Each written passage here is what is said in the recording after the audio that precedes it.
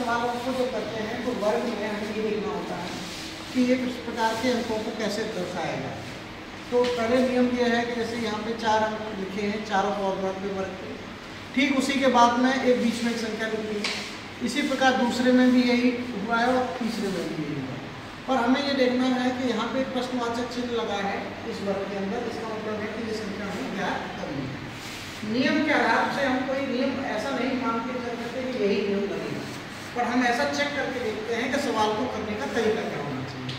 तो आप कुछ सोच के देखो तो 4 को 1 को 5 को 2 को 2, तो हम सवाल को इस प्रकार के ऐसे करके चेक करते हैं कि जैसे हम इन चारों अंकों को जोड़ के भी देख सकते हैं, तो इनका वर्ग करके भी देख सकते हैं, या आपस में गुणा और या जोड़ भाग करके या घटा के भी देख सकते हैं। हमने अगर चेक करके देखा कि 4 और 5 को जोड़े, सॉरी 4 और 5 को जोड़े यहाँ पे, तो ये 9 होता है। कितना होता है? 9। यानी ये वाली संख्या कॉर्नर पे जो लिखी है और ये नीचे इसके सामने जस्ट कॉर्नर पे लिखी है, इन दोनों को मैं जोड़ा, तो यानी कि 4 और 5 जब जोड़े तो क्या हो गए वो 9। कितना हो गया? 9। और इसी प्रकार हमने इन दोनों संख्या को जोड़ा 2 और 1 को, तो 2 और 1 को जब जोड़ा तो कितना हो गया? 3 हो गया। अब हम यानी इस वाली संख्याओं के जोड़ में इस वाली संख्या के जोड़ से भाग देते हैं तो हमें क्या प्राप्त हो सकती है इसकी संख्या? तो देखें हमने 9 से जब 9 में 3 का भाग दिया तो ये विभाजित हो गई 3, तो बीच में ये 3 जो कटा है इससे ये 3 संख्या प्राप्त हो गई।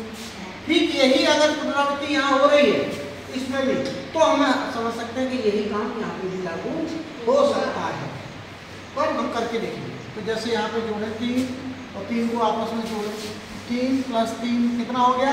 6, 3 और 3 6, और 4 और 2 इसको जोड़े तो ये 4 और 2 कितना हो गया? 6। अब इस 6 से 6 में भाग दे के देख लें, 6 से 6 में भाग देंगे तो एक बार गया कि नहीं गया? तो ये विभाजित होने के बाद कट गया, तो एक आया कि नहीं आया? इसका मतलब हमारा जो तरीका है हमने देखा वो सही है। तो कैसे करके देखा? आगे हमने इसको जोड़े, तो 25 और 9 जोड़ेंगे तो 25 और 9 कितना होता है? कितना होता है? 24।